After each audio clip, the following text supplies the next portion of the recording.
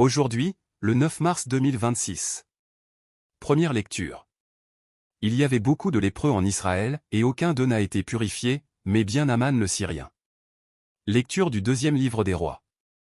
En ces jours-là, Naman, général de l'armée du roi d'Aram, était un homme de grande valeur et hautement estimé par son maître. Car c'est par lui que le Seigneur avait donné la victoire au royaume d'Aram. Or, ce vaillant guerrier était lépreux. Des Araméens, au cours d'une expédition en terre d'Israël, avaient fait prisonnière une fillette, qui fut mise au service de la femme de Naman. Elle dit à sa maîtresse: « Ah! Si mon maître s'adressait au prophète qui est à Samarie, celui-ci le délivrerait de sa lèpre. » Naman alla auprès du roi et lui dit: « Voilà ce que la jeune fille d'Israël a déclaré. » Le roi d'Aram lui répondit: « Va, mets-toi en route. J'envoie une lettre au roi d'Israël. » Naman partit donc. Il emportait 10 lingots d'argent, 6000 pièces d'or, et 10 vêtements de fête. Il remit la lettre au roi d'Israël. Celle-ci portait: « En même temps que te parvient cette lettre, je t'envoie Naman mon serviteur, pour que tu le délivres de sa lèpre. » Quand le roi d'Israël lut ce message, il déchira ses vêtements et s'écria: « Est-ce que je suis Dieu, maître de la vie et de la mort? Ce roi m'envoie un homme pour que je le délivre de sa lèpre.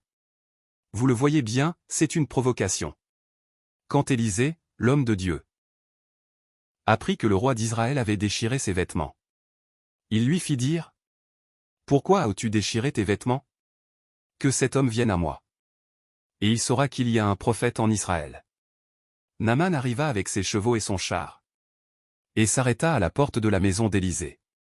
Élisée envoya un messager lui dire: « Va te baigner 7 fois dans le Jourdain, et ta chair redeviendra nette, tu seras purifié. » Naman se mit en colère et s'éloigna en disant: « Je m'étais dit, sûrement il va sortir et se tenir debout pour invoquer elle, le nom du Seigneur son Dieu.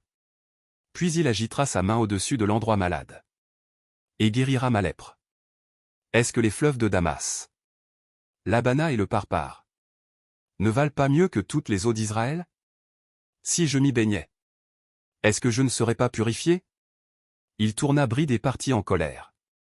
Mais ses serviteurs s'approchèrent pour lui dire: « Père, si le prophète t'avait ordonné quelque chose de difficile, tu l'aurais fait, n'est-ce pas?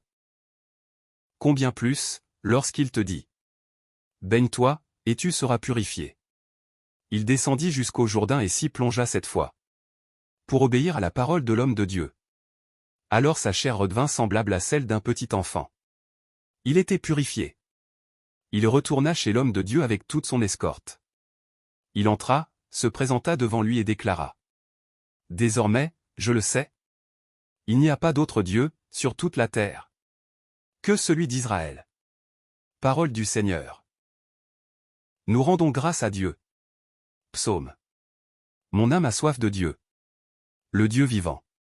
Comme un cerf altéré cherche l'eau vive, ainsi mon âme te cherche, toi, mon Dieu. Mon âme a soif de Dieu, le Dieu vivant.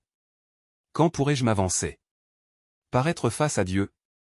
Envoie ta lumière et ta vérité, qu'elle guide mes pas, et me conduise à ta montagne sainte, jusqu'en ta demeure.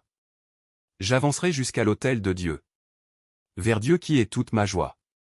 Je te rendrai grâce avec ma harpe. Dieu, mon Dieu. Évangile. Jésus, comme Élie et Élisée, n'est pas envoyé qu'aux seuls Juifs. Gloire au Christ. Sagesse éternelle du Dieu vivant. Gloire à toi, Seigneur. J'espère le Seigneur, et j'attends sa parole. Près du Seigneur est l'amour, l'abondance du rachat. Gloire au Christ. Sagesse éternelle du Dieu vivant. Gloire à toi, Seigneur. Évangile de Jésus-Christ selon saint Luc. Dans la synagogue de Nazareth, Jésus déclara: « Amen, je vous le dis. Aucun prophète ne trouve un accueil favorable dans son pays.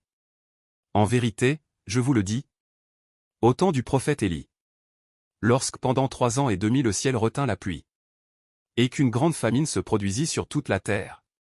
Il y avait beaucoup de veuves en Israël. Pourtant Élie ne fut envoyé vers aucune d'entre elles.